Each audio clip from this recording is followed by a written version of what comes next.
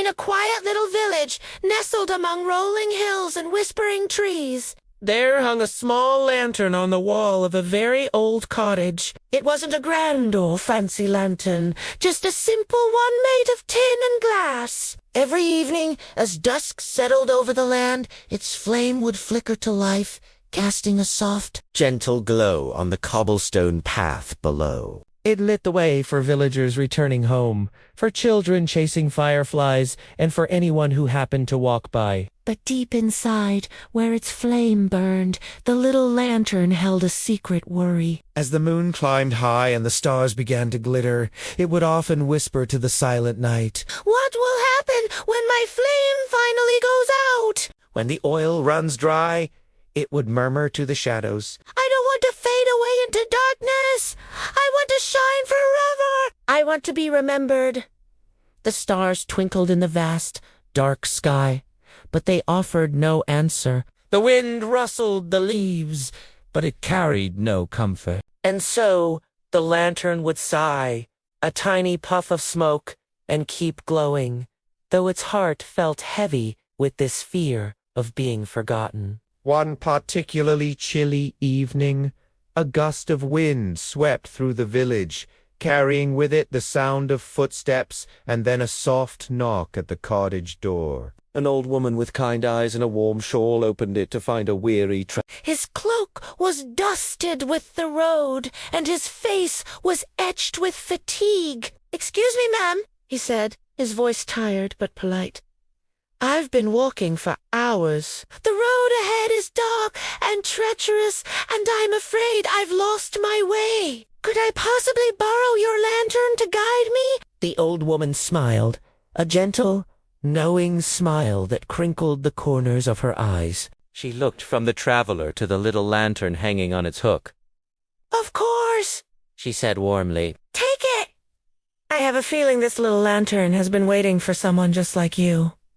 The traveler reached up and took the lantern carefully in his hands, its warmth seeping into his cold fingers. He looked at the steady flame dancing within the glass.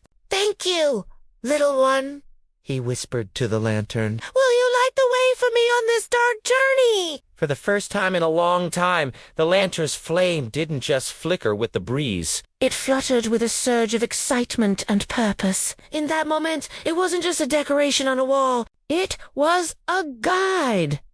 It was a hope. "Yes," it seemed to shout, its light growing a little brighter.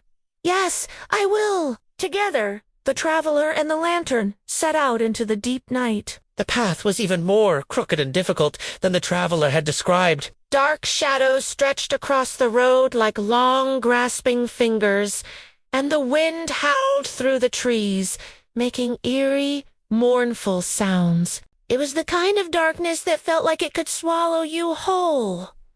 But the traveler held the lantern high. Its golden light spilled onto the stones ahead, pushing back the darkness, revealing the safe places to step. It illuminated hidden roots that could trip him and deep puddles that could soak him. Every time the wind threatened to blow it out, the traveler shielded it with his cloak. "Without you, I would surely stumble and fall," the traveler whispered, his voice filled with gratitude. "You are my only guide in this wilderness." Hearing these words, the little lantern felt a swell of pride. It gathered all its strength, all its oil, all its wick, and glowed brighter than it ever had before. Its light wasn't just a soft glow now. It was a beacon, a defiant star against the overwhelming blackness. Finally, after what felt like an eternity, a few faint lights appeared in the distance.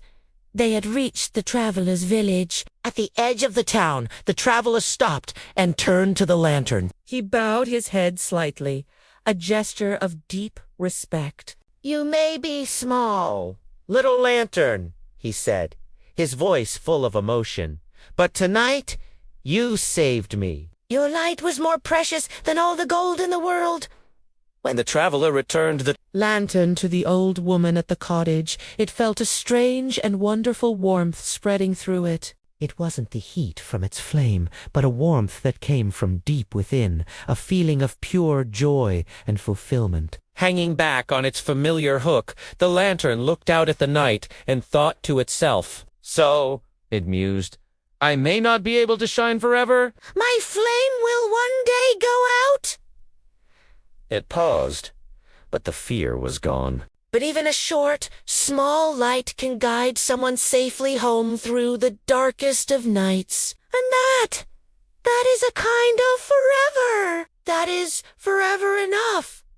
The old woman, as if hearing its thoughts, reached up and patted the lantern gently. "See, little one," she said softly. You don't need to shine forever to matter. "You just need to shine your brightest when someone needs you most." The lantern's flame flickered peacefully, its light steady and calm. The fear of fading away had been replaced by a quiet confidence. That night, as the same stars twinkled in the same vast sky, the lantern whispered proudly, not to the night, but to itself, "I may be small, I may not last forever, but my light can brighten the darkest path." And with that happy thought, it glowed contentedly, knowing its true purpose wasn't to burn eternally, but to make a difference, even for a single night. The story reminds us that our true value isn't measured in how long we last, but in the light and warmth we bring to others,